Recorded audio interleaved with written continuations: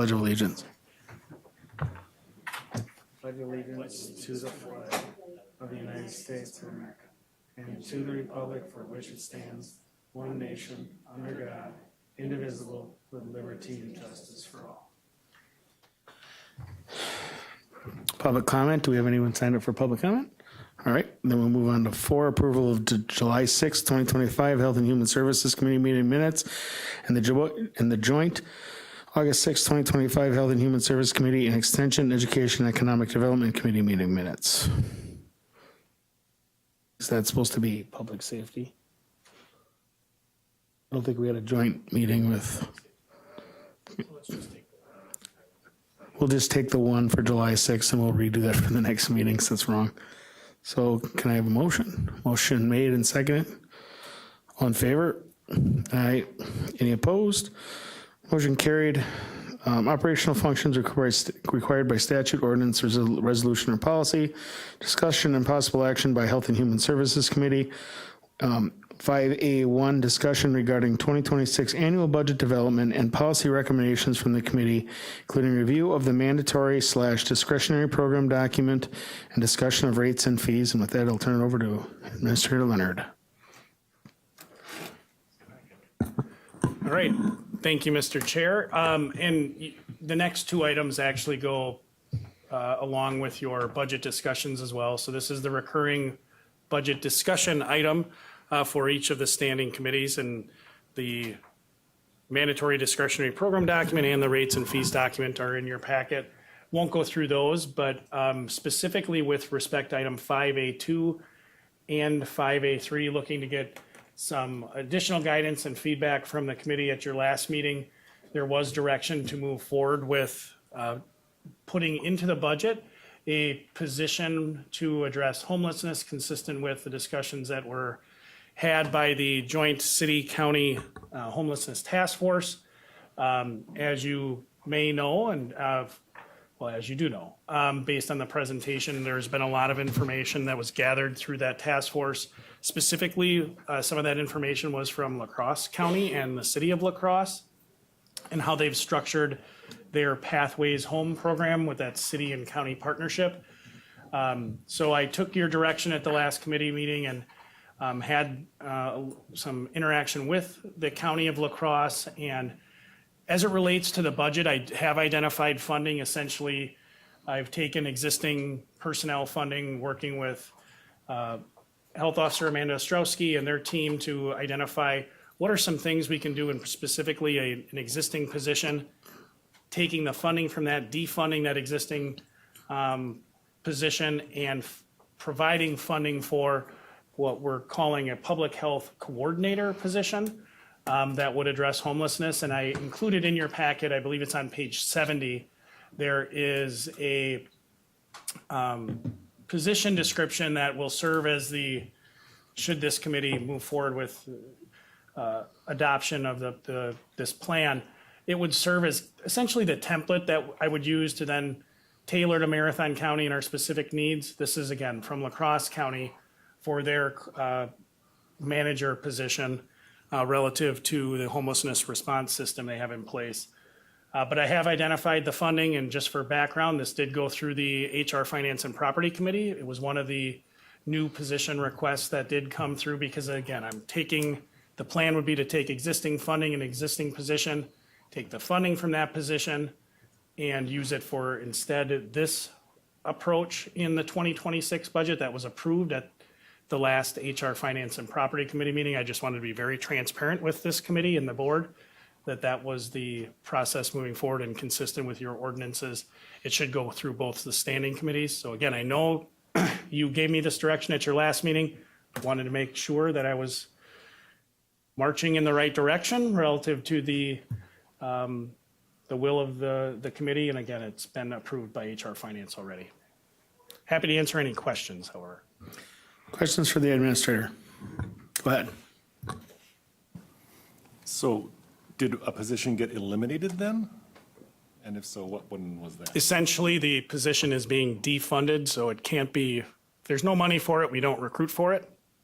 The position is not abolished, however, because the position as it exists right now is a a nurse manager position, which would be helpful in the event of, it's envisioned to be a manager for all the nurse work that we have. And certainly in the event of communicable disease outbreak, it would be very helpful to have, but I would need to come to the board to allocate funding for it, because right now in my proposed budget, the plan is to not have funding for that position. So essentially, yes, it's, that position wouldn't be filled, but it's not formally abolished. So a bit nuanced. Further questions for the administrator?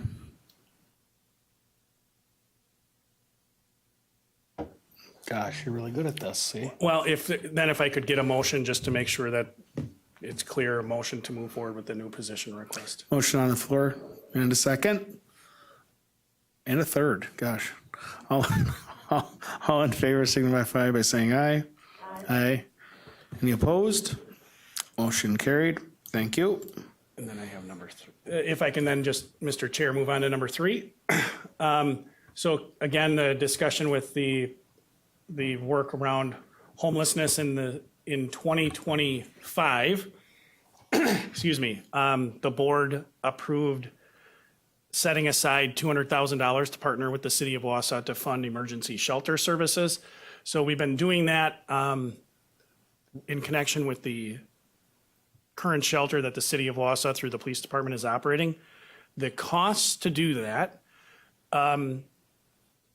if I move past the initial startup costs, have been in the neighborhood of between $12,000 and $15,000 a month. So I don't have a total for you yet, but certainly the costs are coming in what I think is very reasonably. If there's a desire to have funding for emergency shelter services moving into 2026, I would appreciate some direction to do that, because absent that, I won't build that in the budget. But I did include in your packet the contract that the city of Wausau has signed for those emergency shelter services. The idea is to have Bridge Street Mission do that. The cost is $300 and I believe it's $350. Let me just see. The county share would be $175,000, I believe. Yeah, $350,000 in 2026. So if we did partner with the city, continue to partner with the city, the cost for that would be $175,000 in fiscal year 26, not to exceed, I should say, $175,000 in fiscal year 26.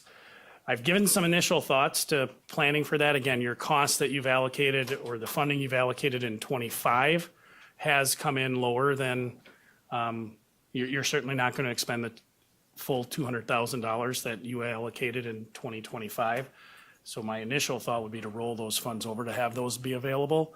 But to this point, I have not received a direction to provide or include funding for emergency shelter services in partnership with the city of Wausau on the 26 budget. Again, I wanted to be very transparent with you. I know you've had those conversations as this committee. The task force certainly talked about that. But that, again, what programs or services we offer or deliver is a board decision, not an administration one. So I wanted to give you the opportunity to provide me direction if you wanted to. Go ahead. So I'm wondering, is the Catholic Charities going to be coming back for the shelter at CPC? So my understanding is that Catholic Charities has expressed that they would continue to offer their emergency shelter services during what I'll refer to as the winter months. That said, the city's contract with Bridge Street Mission would be for the whole year, as I understand it. Again, I haven't entered into the contract, but I put the contract in the packet. And I saw that, I don't know if I remembered, was it 365 days a year? Correct. Okay, thank you. They are gonna, the other piece here is the Bridge Street Mission contract, as I understand it, envisions a build-out of their currently owned space, which may take some time. So it's unlikely, I would say highly unlikely, that they'd be in a position to begin offering those shelter services January of 2026. So again, your direction, if you want me to put funding in for these services, my suggestion would be, again, the board provide the direction as to what programs or services to offer. Administration can then work with the city. If the city continues to operate their shelter through, let's just say March or April, we could continue to make payments consistent with the board's previous direction relative to splitting those costs. And as soon as that transition would happen, if the board would like to continue that relationship with the city in terms of partnership for funding, we would transition the funding to the other provider that the city selected. Thank you. Further comments on item 5A3? Go ahead. So, but I see in there that the city council and, the mayor have already signed the contract, and they've already committed the funding. Have they asked the county, or were they assuming the county was? Any of that conversation come to you?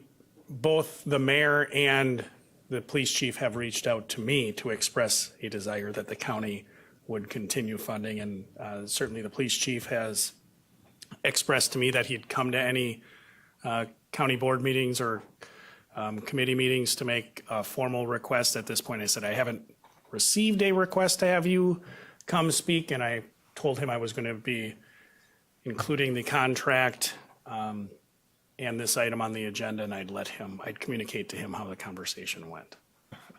Yeah, no, and I'm not opposed to it. I'm just making sure, so the numbers that we see here are basically the total numbers. So if we were to go in, it would be half of that. You could direct me to offer any amount you want. I think Do it 23%. yeah. That said, your previous conversation and your previous action this year was to allocate funding sufficient up to $200,000 for 50% of the costs incurred. Yeah, and I do appreciate that it scales down too as the years go on. So no, I would have no problem offering that direction. Go ahead. Thank you, Mr. Chair.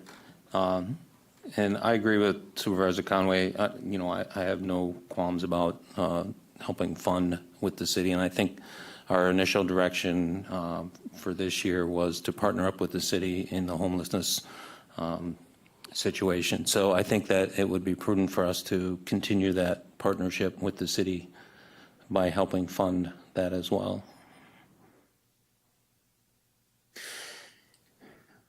Go ahead. Thank you, Mr. Chair.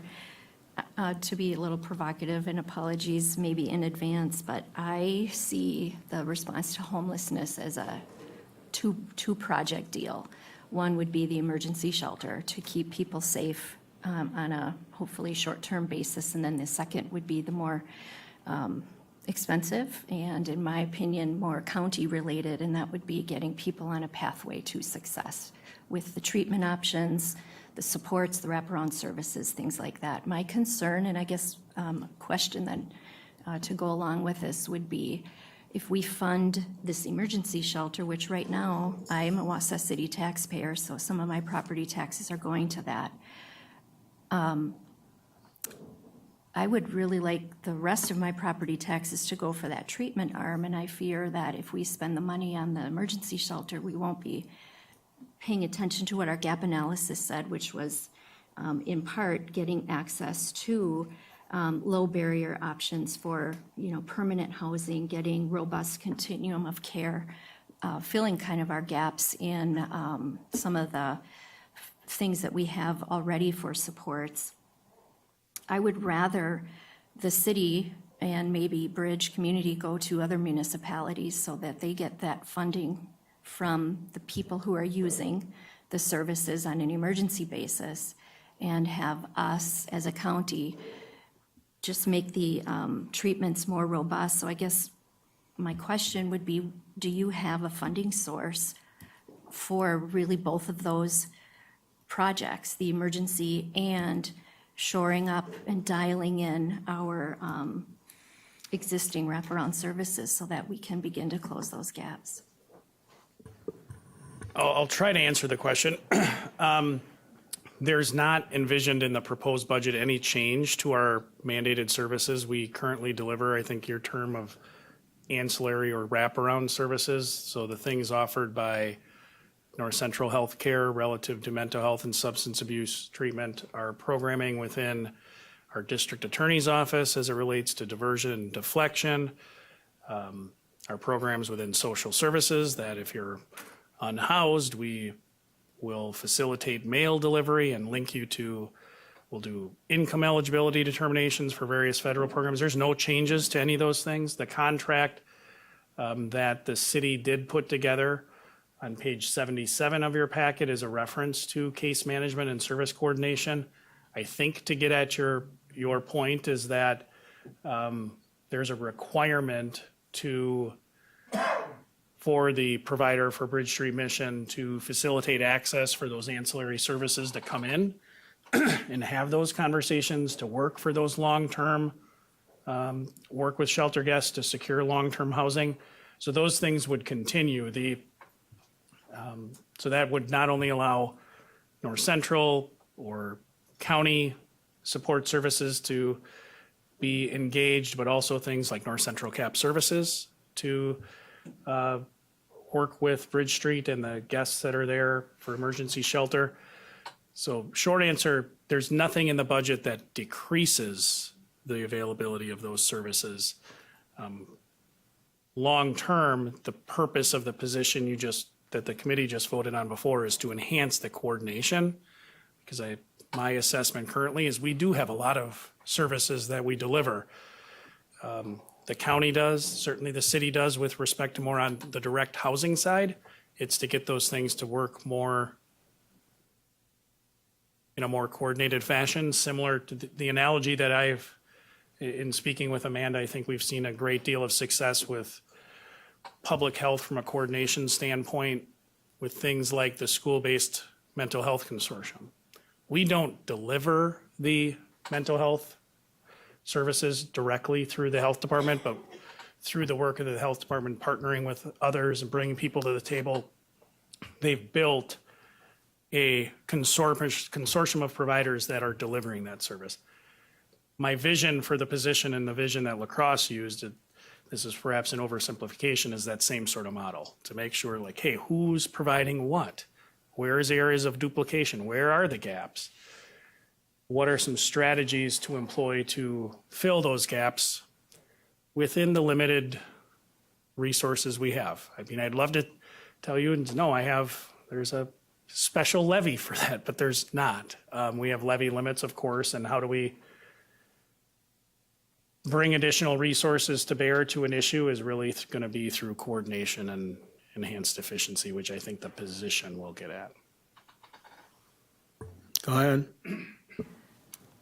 So just to talk about the case management that's offered at Bridge Community on June 24th, the executive director of Bridge Community said that they have several tiers of volunteers. One tier is informal, and they are casual, that aren't necessarily representative of the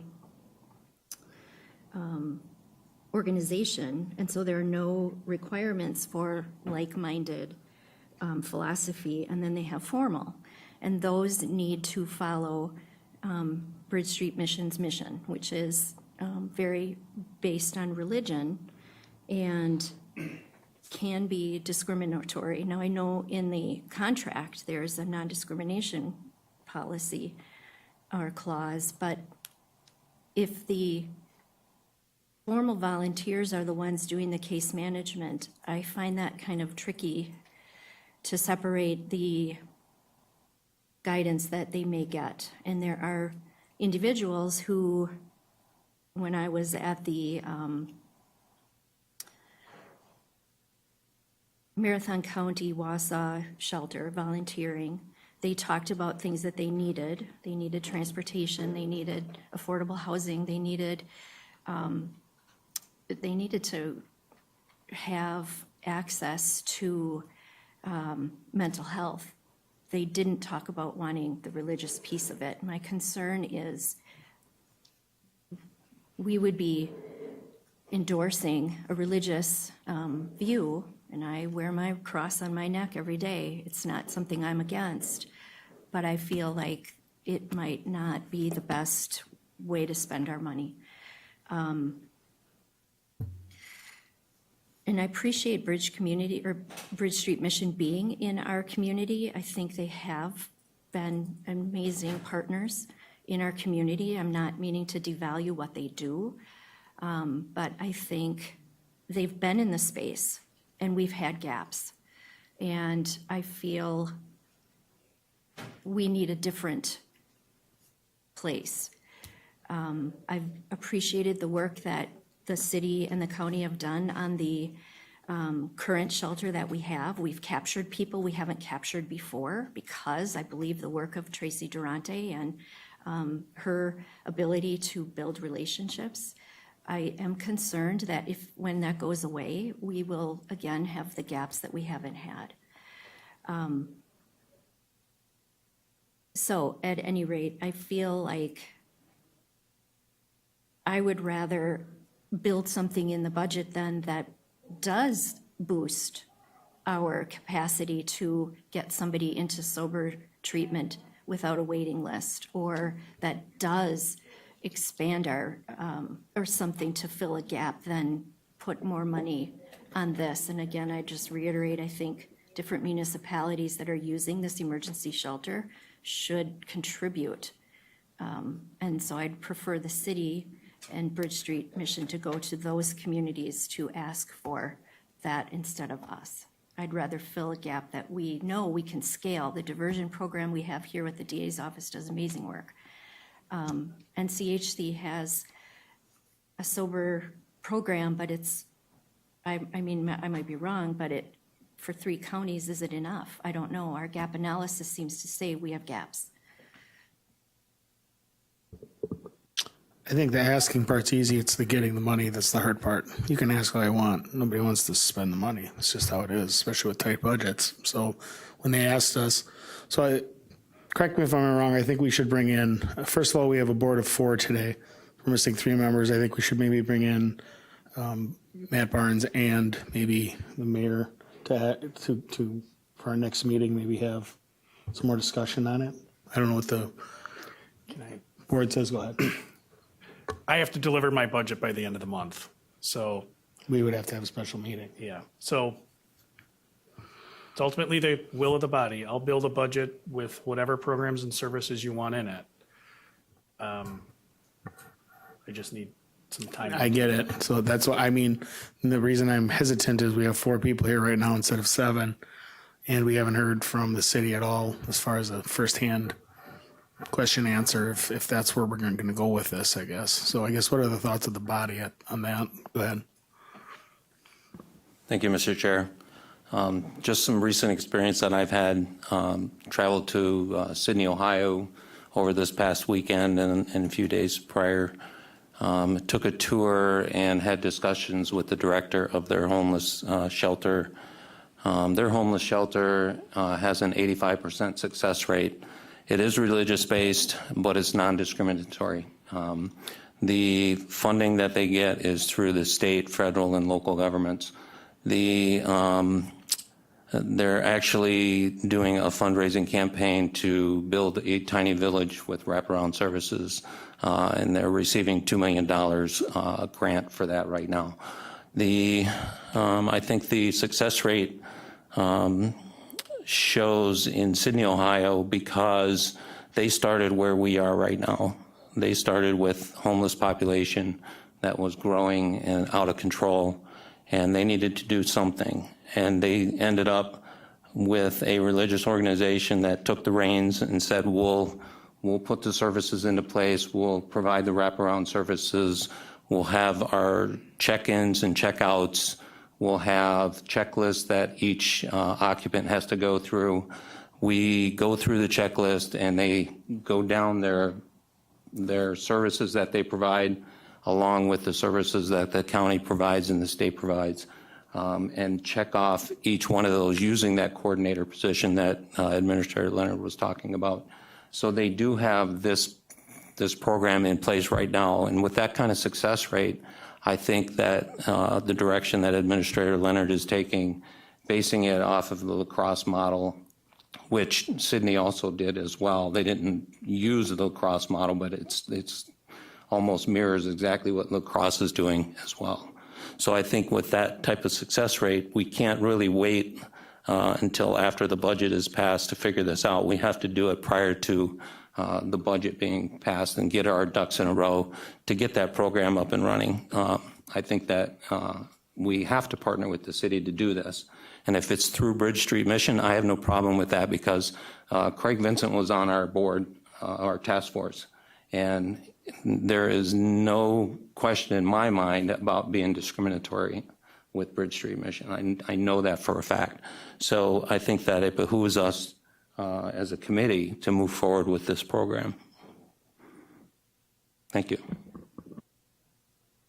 Go ahead, sorry. Thank you, Chair.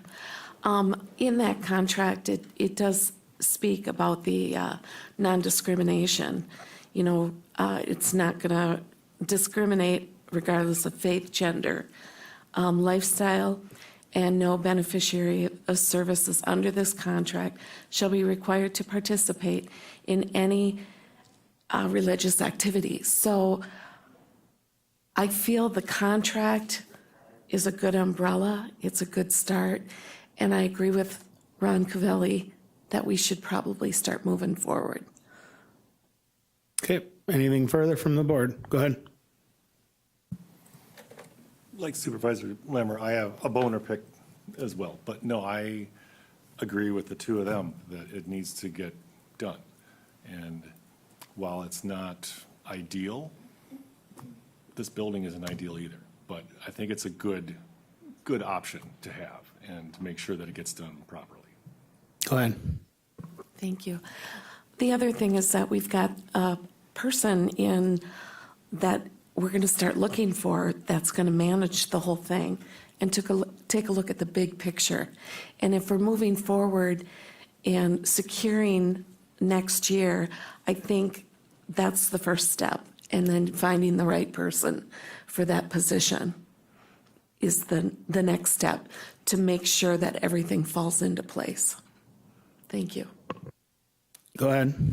All right, so I have the executive summary of the La Crosse Pathways Home Plan here, and on it, it says that, in part, additionally, a specialized unit will be created at La Crosse County Human Services to provide case management and treatment coordination to certain recently housed individuals. Do you anticipate having a special unit in place to facilitate the case management, which is what we know is going to be the success rate of getting people from street to lease and staying in the lease? I don't know. The point of the La Crosse model was built for La Crosse. The point, as I envision some of the first work of the coordinator position is to convene the people currently doing the work in the space and figure out where our gaps are. Our gaps might not be the same as La Crosse. Certainly our problems are different than La Crosse's with respect to, we don't have the urban camping problem right now that they had and continue to have based on our shelter services. They have different providers of emergency shelter services in La Crosse. To your earlier point relative to case management, we have case management in various pockets of the services, bless you, in various pockets of our departments as a county and also the city that I think from my perspective, I'd be hesitant to say, hey, the thing we need to do is build exactly what La Crosse has. That said, perhaps the analysis leads directly to that. One of the pieces that La Crosse has, and I appreciate you, Supervisor Lemmer shared this, there's the opportunity for human service organizations to apply for waiver funding for some work related to housing case management and housing stability efforts. Evaluating that, seeing what gaps we have, that's the first step. La Crosse is significantly further ahead of us on that front. They built their Pathways Home model. We've read it. We need to build our own. And figuring out how, again, for example, Salvation Army in La Crosse does fundamentally different things than our Salvation Army does here. We have family keys that's worked very well for family homelessness here. La Crosse doesn't have that in the same form and fashion. So La Crosse has their version of all of those things. So we would build ours. Again, I think the city's work with Tracy is also very important because she has done a lot of the street outreach to secure some form of housing for people. But to your point on maintaining the housing, that is going to be a challenge. How we do that, I'm not an expert in the area. All of the people would need to be brought to the table to fill that out, to fill in those gaps. Well, if I may, I mean, our gap analysis was clear. We do not have enough caseworkers. And the work I'm doing, and you attend a lot of the United Way Housing Task Force meetings, it's not adequate. When I watch the city council meetings, the public safety, they talk about needing an additional Tracy. And that's the expensive part, is the people. And it's not a linear way to go from, a substance abuse disorder or a mental health disorder to stability. That's not linear. It's usually quite, it's like spaghetti. And anyway. Go ahead. Let me just go back and revisit the budget schedule. The administrator has until the end of the month to present his budget. Upon presentation, the HR Finance Committee will accept it and it will become the county board's budget. So we have the ability in early October to amend it, and then we take it out we basically freeze it for publication, and then post-public hearing, we can amend it again. So there are potentially 2 more committee meetings between now and the final adoption, but this may be an item that may merit a special meeting to focus in on what those needs are. So again, the administrator's budget is submitted. It then becomes the county board's budget. You have the ability to tweak it in both your October and your November meeting, and we'll go from there. Lance, a question for you relative to the carryover. So is there an automatic carry, or that lapses into the fund unless the county board designates it or captures it in a future year? Correct. However, if I was directed to find funding for this, my plan would be to very clearly and transparently say that I'm doing that with the $200,000, any remaining. I'm not going to go find a new 200,000 or a new 175. I'm going to take the remaining from the 200 that you don't spend, forecast as best I can, and then I'll find the gap, because you have already allocated $200,000 of contingency in 2025 for this exact purpose. Further discussion, otherwise I would entertain a motion or a delay, whichever the board feels. Go ahead. Make a motion to provide the funding. We have a motion on the floor. Do I have a second? Second by Supervisor Cavelli. Any further discussion? All in favor signify by saying aye. Aye. Any opposed? Motion carried. Let it be seen it was 4-0 with 3 not attending. All right, we'll move on to 5, discussion and possible action by Health and Human Services Committee to forward to County Board for consideration. Acceptance of the United Way grant for the Social Services Family Key Strategy. Krista, you want to tee it up for the consideration of the committee? So if we receive any grants in the middle of a budget year, we bring them to the committee to consider. And as Krista previously gave a presentation on Family Keys to the full board and of course to this committee, we continue to always seek out additional funding options. And Krista has good news. I hope to have good news, at least. Good afternoon. As Lance mentioned, we have applied for a grant. We do not have the results of that grant yet, so I don't have for sure good news, but I'm hoping so. And this is a federal grant. Typically, when we apply for grants at the department, they're through the state. So this was our first attempt at a federal grant. And we're really excited about the opportunity.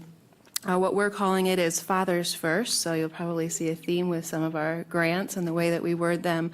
But it's really a responsible fatherhood initiative, which is really what the point of the grant was. The grant was for Forge, which is a fatherhood grant. That's a federal grant. And so when we took a look at this, we really looked at the number of fathers that we serve through all of our programs, whether that be through Child Protective Services, Youth Justice, or Child Support, and in particular, our Elevate program. And then we also took into consideration the amount of partners that we have in our community who are also serving fathers, and looked at what the requirements of the grant was. One of the requirements was that it had to be at least $400,000 a year, and so this is a very high-priced grant that we applied for with over $1 million in a 3-year cycle. We had communication with Open Door and with our local Marathon County Jail to talk about the number of fathers that they're serving. And really the hope of this initiative is not just to serve fathers through social services or that we're currently serving through a court order or through child support, but to hit fathers before they hit our doors. And so part of that is by connecting with our prisons, with our local jails, and talking about who do they have in their programs who are currently fathers who are going to need help accessing their children once they're released from incarceration. Many times what we hear is fathers have no idea what their custody court order is, how to go about setting up visitation, how to go about rekindling that relationship with their child, and that can create a lot of things downwind for social services that we're mandated to provide. And so through this grant, we're hoping to collaborate together to serve those fathers really early on before they're even released from jail. And some of the components are to run groups, to have dad-focused visitation services, to create a protocol in child welfare around engagement with fathers. There's a lot of recommendations from the state, but not a specific protocol. That we would engage with fatherhood reunification navigators. Those are the individuals that would help them to understand what is my court order, how do I establish this relationship, how do I reestablish a relationship with the caregiver of my child to initiate that visitation, where do I go to get that visitation, how do I afford that visitation, how do I get there, all of those different things that they typically have questions about. We would also provide some work towards economic stability with those fathers, things like employment, coaching, transportation support, housing support, have a job coach or developer to help re-enter into the workforce so that they can meet both their child support obligations and engage in that visitation with their children. And provide them with the financial coaching around their child support alignments. The other pieces are the Dad's Circle, parenting and co-parenting workshops. We see oftentimes that parents are not able to communicate or co-parent. We call that parallel parenting often, where they're doing things separate, and really making sure that they're able to have that connection. And then a career mentor with some apprenticeship opportunities for them to get their foot back in the door. So again, some of those key services are around visitation support for children and their fathers. Weekly peer groups and individual case management would be provided. Job coaching and career development for those individuals. Co-parenting workshops and mediation to support that parallel parenting relationship. And then that early engagement with incarcerated fathers so that once they get out, they can really hit that ground running and have that relationship with their kids. Some of the hopes that we're looking at from this program is to see a 30% increase in father engagement across all of our case planning. Oftentimes, when social services does have fathers engaged for mandated services, we see limited engagement. And so we're hoping by hitting them earlier before they're released that we're going to see some increased engagement in their case planning, as well as that father's engagement protocol that we would put forward to help make sure that that continues. We would want to see 50 fathers complete Elevate with measurable gains, and I have some numbers if you'd like them about how many fathers have engaged in the program previously. Since 2020, Elevate, our child support, has served 368 fathers through this program, so we definitely have the numbers. And as of June 2025, we have 300-plus child welfare cases, with 40% of those at least intersecting with child support. So there's a nice crossover between those child welfare and those child support and Elevate cases that we would tap into in order to serve the fathers. We'd want to see a 75% increase in the father-child relationship, and that would be reported from the fathers directly, right? Really scaling where do they feel their relationship is at, which is a pretty big jump, but many of these fathers don't have a relationship now at all, and so we're really hoping to move that forward. That we would see 25 fathers receive pre or post incarceration support, so that at least 25 of the fathers would be currently incarcerated at the time that we start serving them, so that they can help make that transition. And then an overall improved coordination across child welfare and child support. I do have a one-pager that I can supply to the board if you would like in the next packet that really just walks through a little bit of a summary of this grant that we've applied for. It walks through the funding. Again, we had to reach $400,000 annually in order to apply for this grant. We are at $409,750, so we just made that with a 3-year request of almost $2 million. A big chunk of that cost is the program coordinator, and then there's things like supervised visitation support, peer group facilitators, getting some of the curriculum in place, transportation and supports, the job coach developer, and then some administrative and indirect, getting visitation rooms set up and things like that is where all of those costs are going to. We do have sort of a plan if we were to receive this grant for sustainability beyond the 3 years. Our child support performance incentive funding really looks at our fatherhood engagement, and so the more we're able to do that, the more we see in our performance incentives and the more money we are able to receive on that end. This really aligns well with the Family First Prevention Services Act and alignment, so we're able to continue to utilize some of those funds following this grant if we were to receive it. Really, that local partnerships is going to be a huge component of this grant, making sure that we build those up really strong, that our partners are engaging, that they're making the referrals, and we're going to see a positive impact from this. And then really a long-term integration into our child support and our child welfare casework and our strategies that we utilize. We don't have a date as of when we'll receive this grant. Again, it's a federal grant.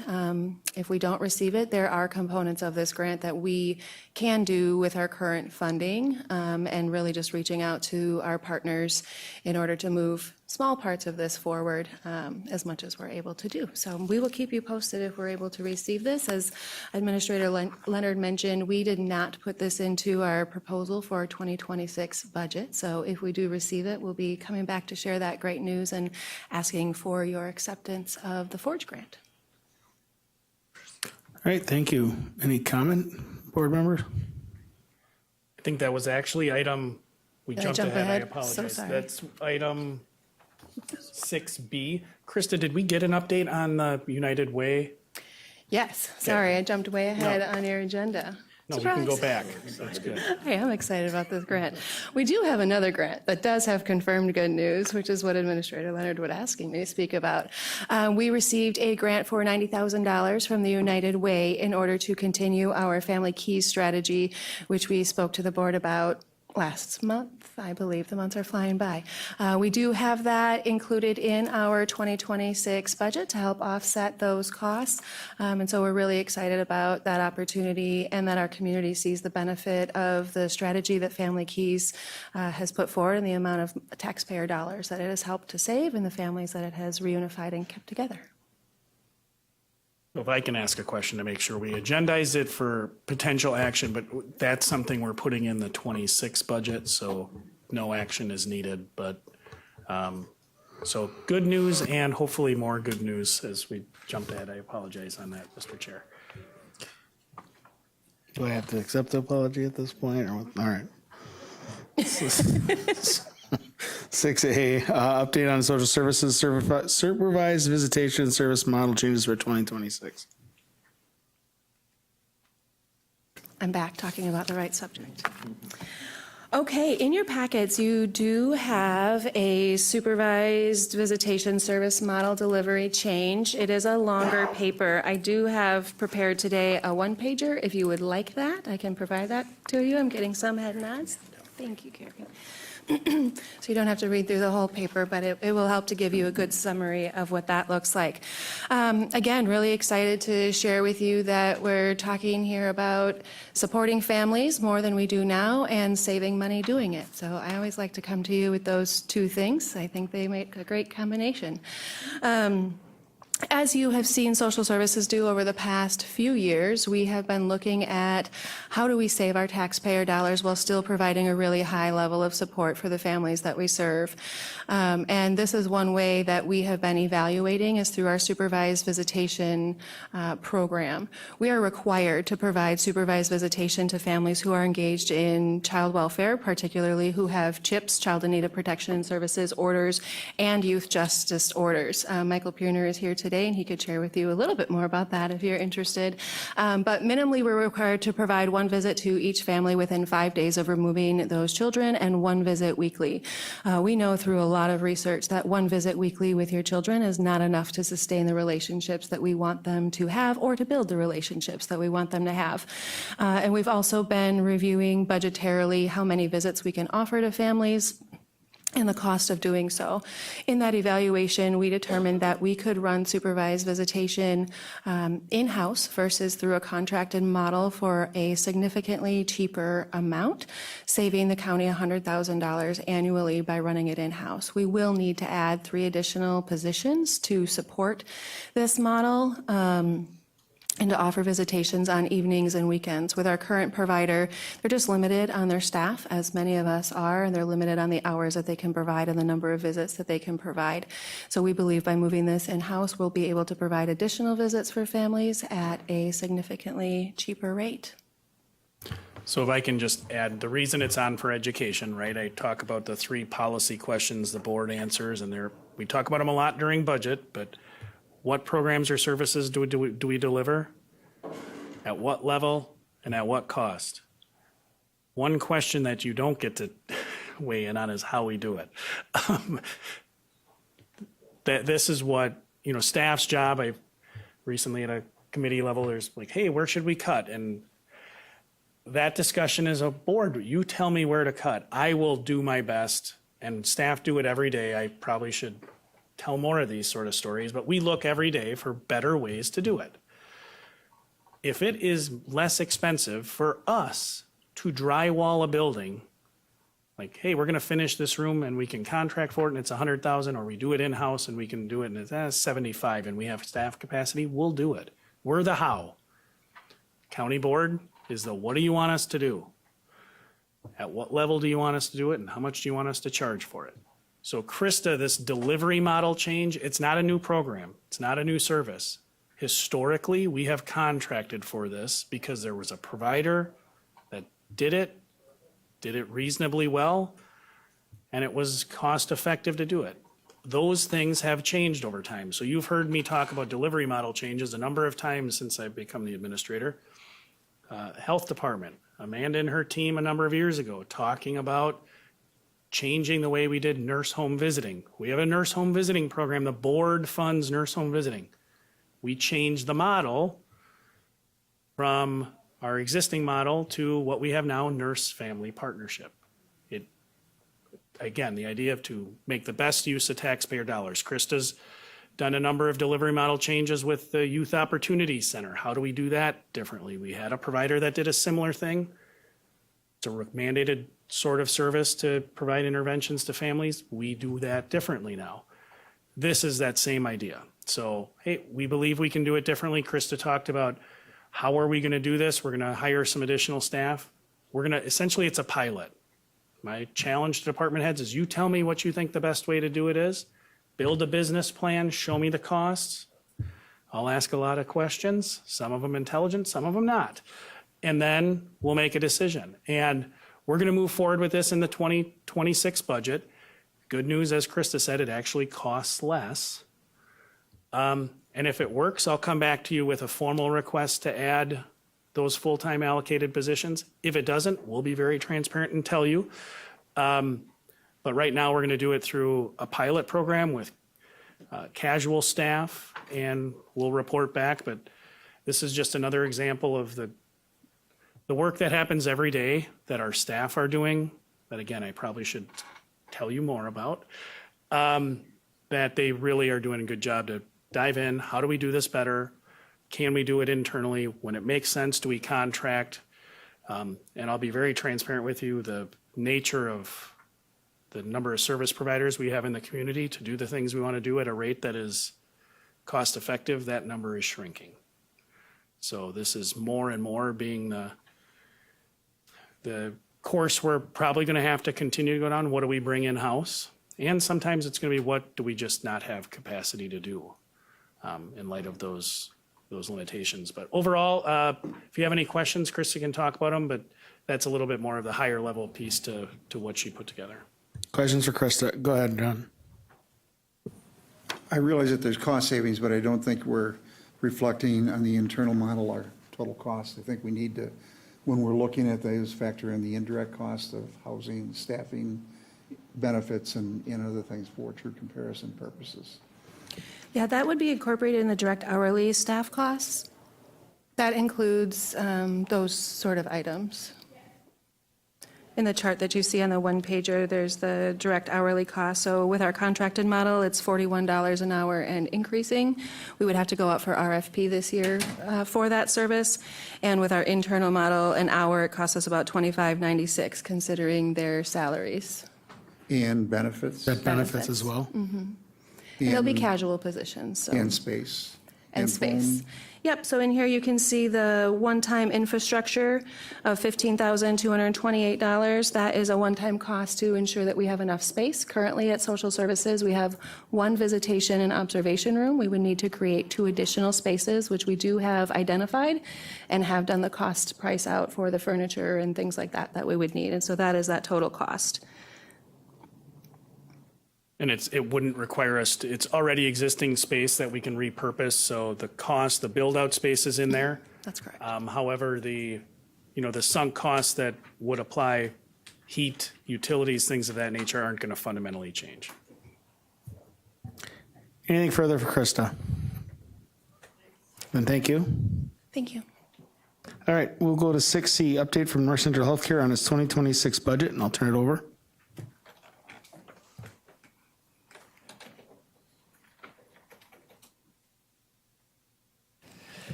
All right, thank you. I'm actually going to turn this over to Jason to present some of our budget, and then I'll follow up at the end here. So, Jason.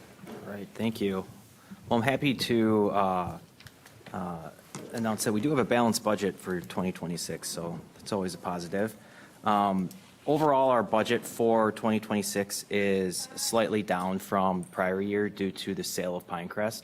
So overall, our budget is about $94.4 million. $6.7 million of that is tax levy, and about $5.8 million of that is Marathon County tax levy. So a very small portion of our actual budget is funded by tax levy. The majority of our budget, about 70, almost 73%, is funded by billable services that we provide. About 73%, so about $68.5 million. So now, through the 2026 budget process, certainly like the county, we have many challenges that we had overcome to get a balanced budget. The largest one that we faced is our labor challenges. So finding and retaining clinical staff continues to be a huge challenge for us, specifically in our 24/7 programs. So some of those positions are RNs, CNAs, respiratory therapists, and then really any of our 24/7 programs, crisis staff, behavioral health professionals. We're finding that those are individuals don't necessarily want to work in skilled nursing or psychiatric hospitals when we're working with high acuity individuals, when they have a lot of other options as far as going to, larger hospital systems, working in, inpatient units. When we go out and do recruitment and go to job fairs, it seems like everybody wants to work with, pediatrics and babies. Not many people want to work in a high acuity, locked psychiatric unit. So certainly one of our largest challenges that we're facing. What that does mean, though, is we have a shift from salaried staff to agency staff. So in 2026, we're budgeting about $2.3 million in agency staff. 1.7 of that is in our nursing home, and then the rest is within our adult and youth hospital. Most of those are CNA and RN positions. In 2026, we are budgeting about a 3% increase. And in 2025, we did do a comp study to get us a little bit more in line and more competitive with some of our, I don't want to say competition, but it's really competition for resources, which is really our staff, so the larger hospital systems. That 3% equates to about $1.3 million, and that includes benefits. Health insurance continues to be a challenge. We're running very well this year, but because last year we had a historically poor year, we're looking at a 10% premium increase for 2026. That's about $700,000 that we need to find in our budget. Now, I do think that health insurance is an opportunity that we're going to see in the future. Certainly, we can look at plan design, premium structures, things like that. But at the end of the day, we're either funding that or we're passing that expense on to our employees. And when we're already dealing with benefits that aren't as competitive as they once were, and competing with non-government, in some cases for-profit entities for staff, that maybe isn't the best strategy. So I think health insurance is something that we're going to spend a lot of time on.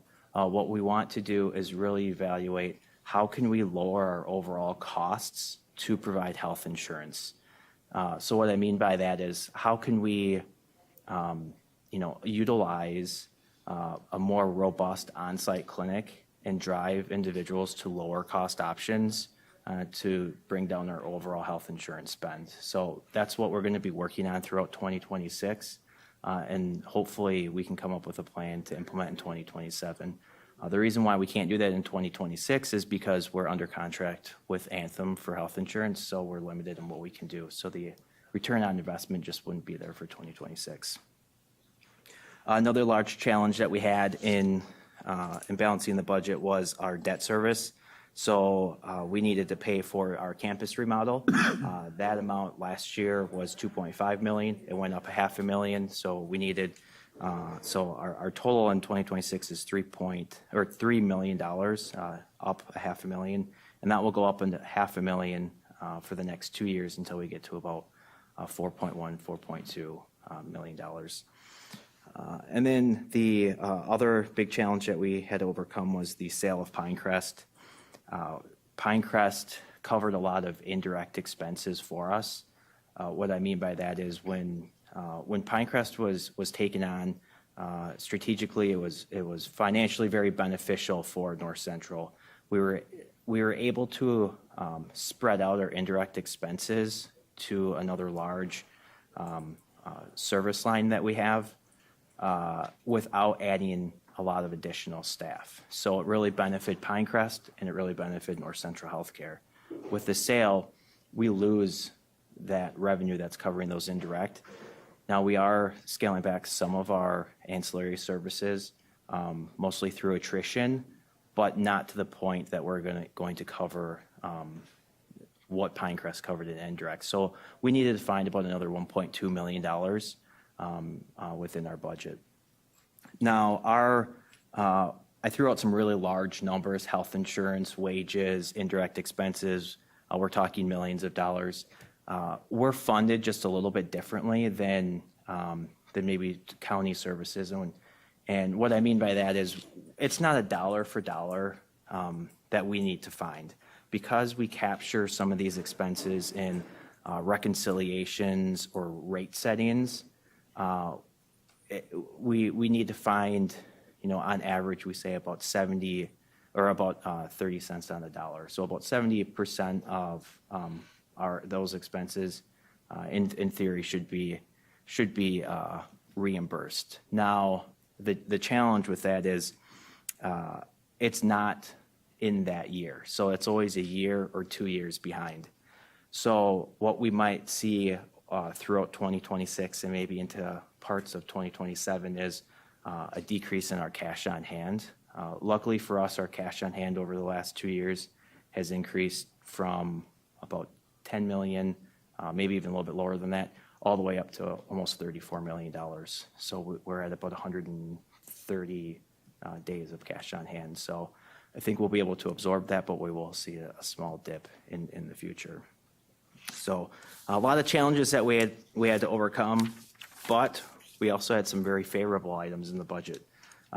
So in 2025, we have added 2 full-time child psychiatrists, one in inpatient and one in outpatient. So what that means is we're going to have better, more consistent care, and we're going to be able to increase our billable revenue and our in outpatient, and hopefully continue to increase our census in the youth hospital.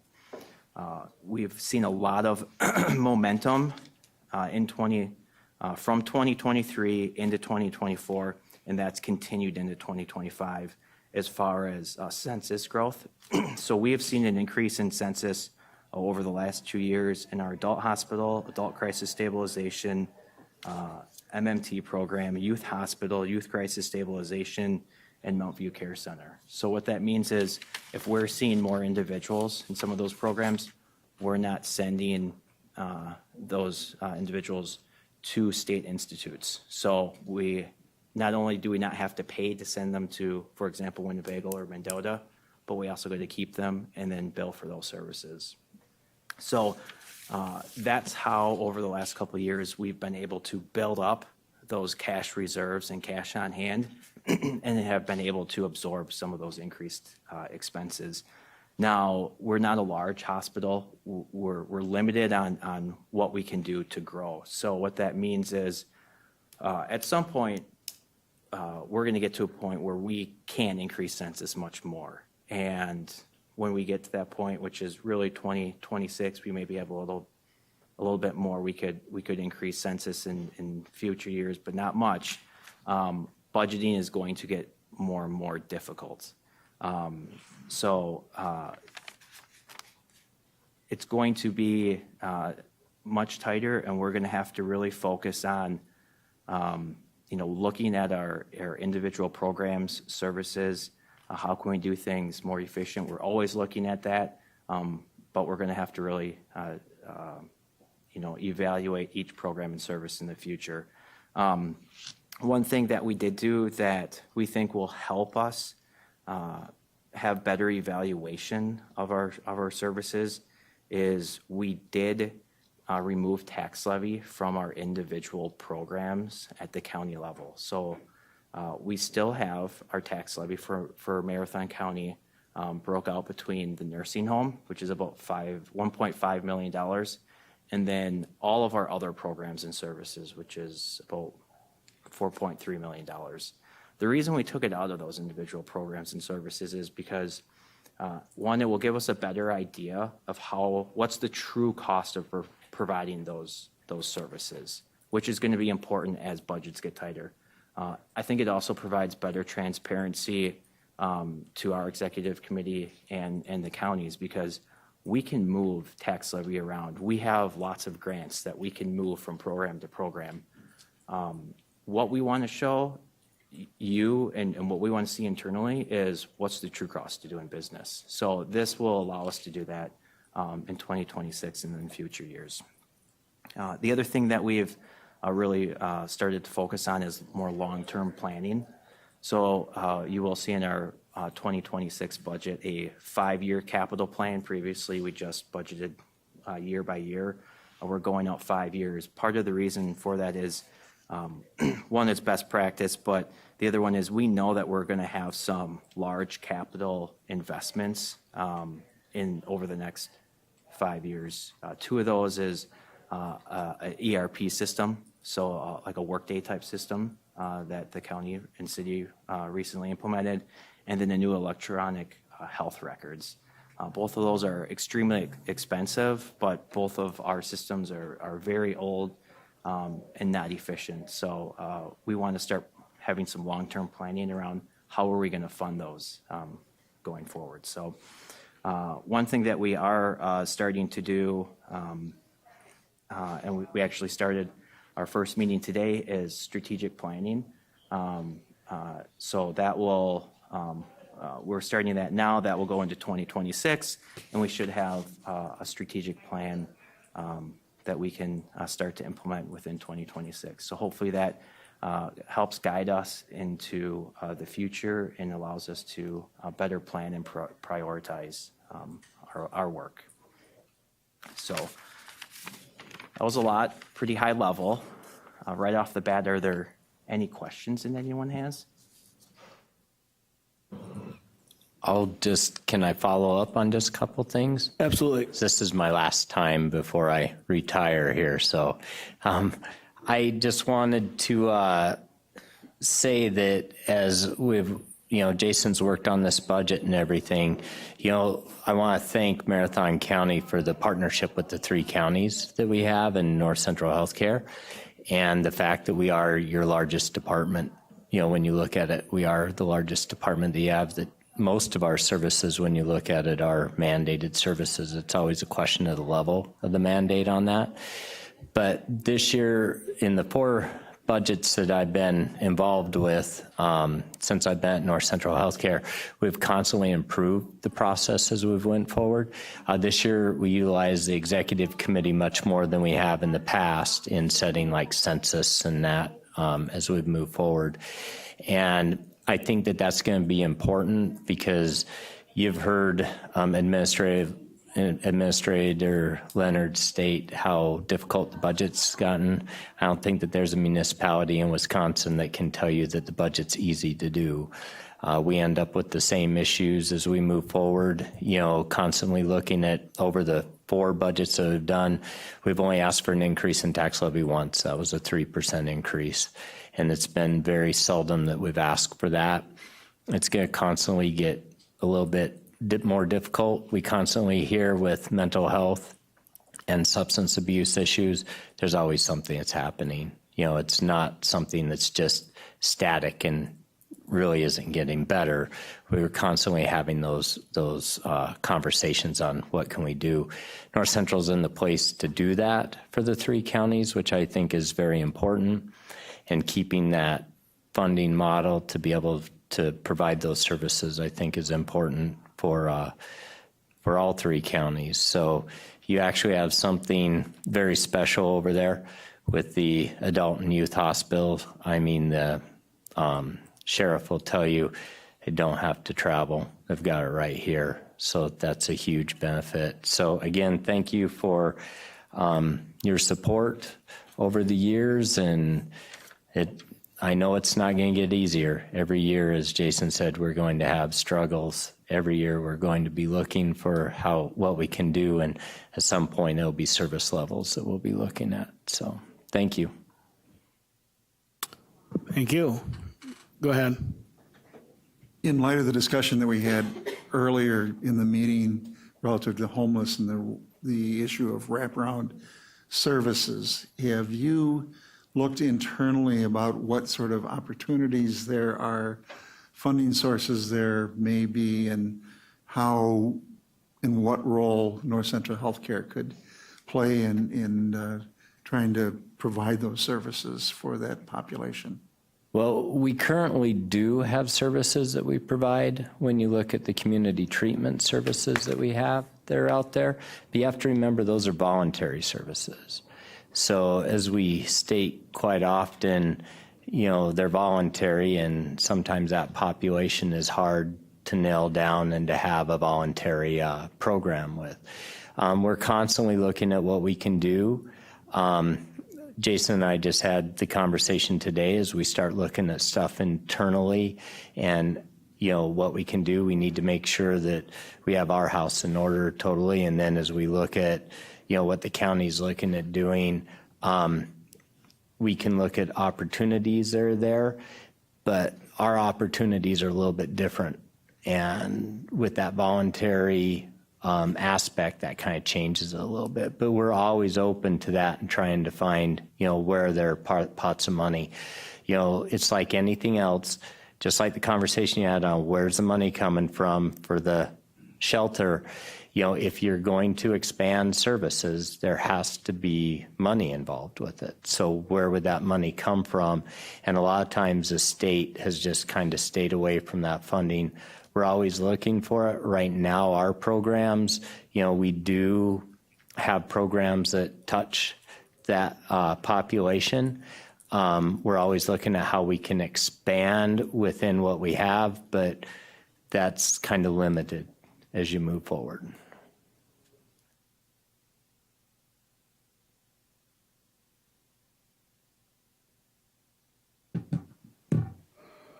Anything further? All right, thank you very much. With that, we'll move on to 6D, discussion of Chapter 3 of the Marathon County Comprehensive Plan.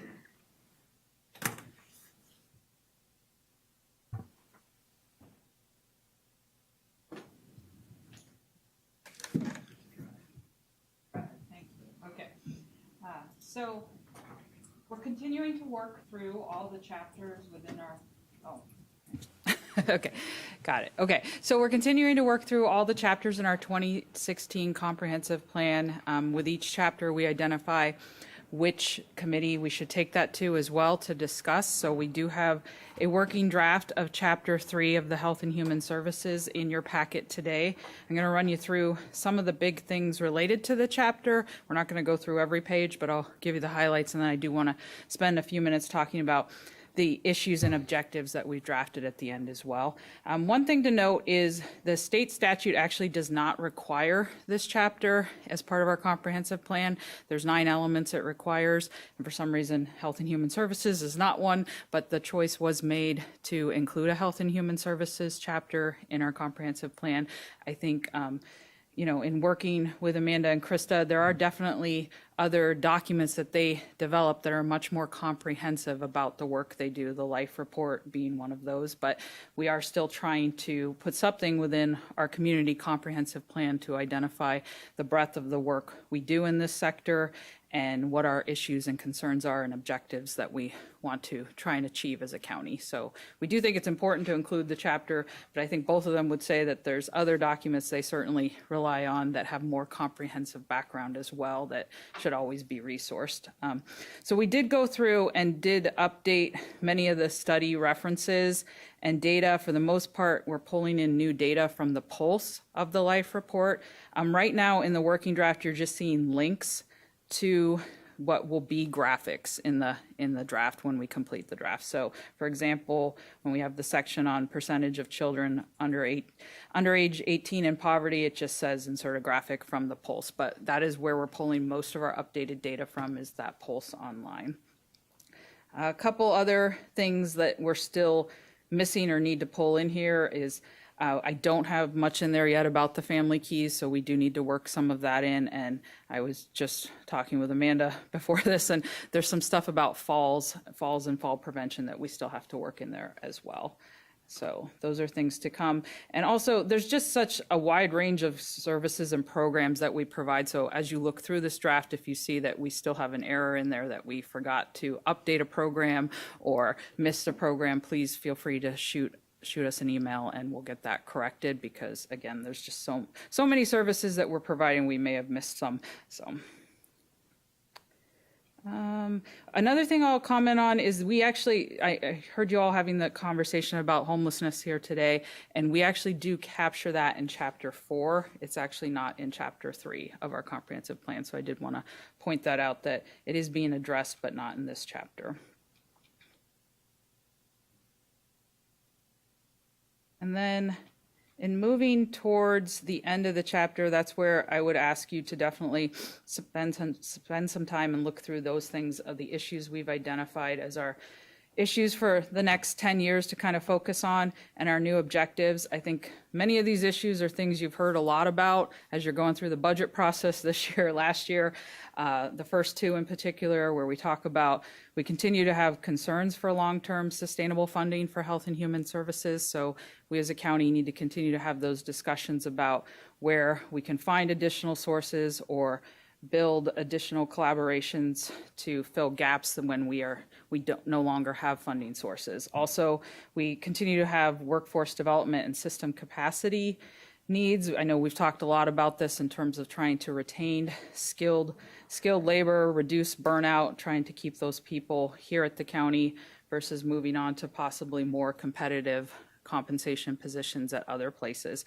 So that's something the county is going to need to continue to discuss how we can do that, as well as where we can build, again, those collaborations to get more support when we do have gaps in our services. Another issue that we identified was addressing the gaps in mental health care access. While we do have more mental health providers than ever, the demand is outpacing the providers that we have. So finding a way to reduce barriers and obstacles for people seeking care and getting them partnered with a provider is going to continue to be an issue the county needs to identify strategies to address. We're also seeing, of course, a big uptick in youth depression and anxiety, so continuing to expand the type of services within schools and things like that that we can help with to provide those mental health resources at a young age to get them on the right path to the resources they need. The county is continuing to see declining rates in vaccination, and we're also seeing that the laws related to public health authority are also continuing to evolve. So I think from the county perspective, the conversation needs to continue to be what is the outreach and education that we're going to conduct to help the community make those well-informed decisions about vaccinations and protecting public health, but also identifying and evaluating what we need to safeguard those critical tools so that we can respond when there is a community health emergency. So what do we need to protect as those laws are changing, or where do we want to speak up and have a voice in that to make sure that we're protecting those safeguards. Improving access to dental care in Marathon County. Nearly 1/3 of the residents did not have a visit to the dentist in the past year. So again, just making sure that we connect people with providers and making sure that we're reducing barriers so people can get dental health care. This was one I got to learn a lot about by talking to Amanda. I had no idea what was going on with derived psychoactive cannabis products. So when you see the searches on my computer, I was learning. I was definitely learning all about that. And this is becoming an issue within our county because the access is, the youth can access this, and it's very easy for them to get access to this. And federal and state laws don't necessarily provide us any protections there. So we just identified that that is something the county may want to consider what its role will be going forward in limiting the access, especially to youth, or mitigating the impacts from the use of those products. And then you've also, I know you've recently completed your opioid gap analysis, and those recommendations have been presented to the county. So the issue there is just to sort of identify the next steps on what we're going to do with the recommendations and where we're going to align the funding and the recommendations to be implemented. I'll pause there for a minute to see if there's anything Amanda or Krista wanted to add about the issues, or anyone had any questions or things they thought were missing.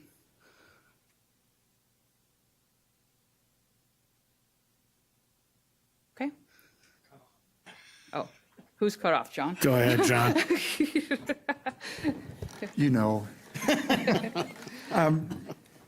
Two things that, when you look into the future, that are threats to the county. One is internally, and the second one is to the citizens of the county. And they both deal in with federal funding and how they're passed through. But as we look at sort of the provisions in the big beautiful bill, they're proposing to change the administrative support for income maintenance in social services from a 75% federal match to a 50% federal match.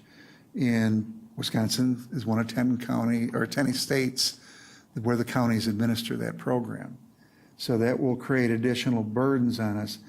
At the same time, while they're decreasing the level of support, they're increasing the administrative burden of that. I don't know how we capture that, but it's something that we need to begin to look to, whether it's in a strategic plan or a longer-term basis, but that whole relationship of us and the federal and state government in the administration of services. The second area deals with the whole issue of Medicaid expansion or Badger Care or whatever you want to call it, as they begin to tweak the eligibility requirements and narrow the eligibility of what that might mean to North Central Healthcare from a funding perspective, what it might mean to Aspirus and Marshfield Health Systems, and therefore the resulting impact to the county, who will be asked as an employer to pick up additional costs because there will be additional uninsured.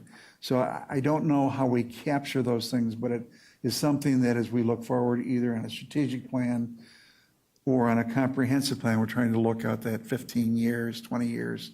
But, you know, many of those impacts will hit us in 2027, not in 2026. But I think that there are issues that are real to the county and threats to the county. It's good you say that, because actually at NACO, they went through with a big, beautiful bill, how it's impacting counties and things like that. I have talked with both Chairman Gibbs and with Administrator Leonard that coming up here, obviously, as you said, it's not all 2026, it's 27 and some in 28. We are going to have to look at some of that stuff. And I don't know if we do that with some sort of task force or how we're going to do that, but I feel that's going to be probably with the new board, let's be honest. So I don't know if we start doing something like that now, but yeah, I get what you're saying, but I don't know what we do with as far as the comprehensive plan at this point, because there's so little known about how this is all moving forward. So. If I can add, that was one of we had the North Central audit, and I don't know if Gary or Jason want to add anything, but that was one of the questions that a number of the executive committee members, and I know North Central staff and other North Central board members had is, hey, what is this going to mean for us? And I think the auditor's response was similar to the conversation we're all having right now, which is, well, we really don't know yet, but we will see, because as to your point, as the eligibility requirements change, fewer people are going to be eligible for insurance.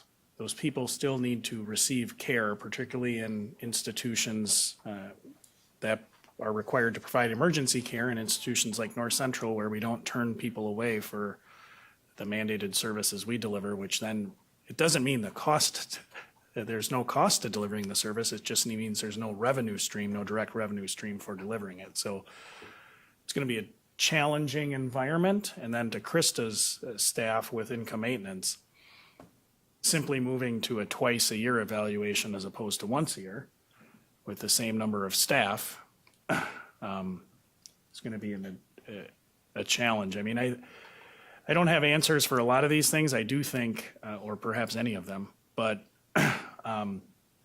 I do think there's on the one end, relative to income maintenance, it may behoove the county, and I know the counties association is a good arm to do this.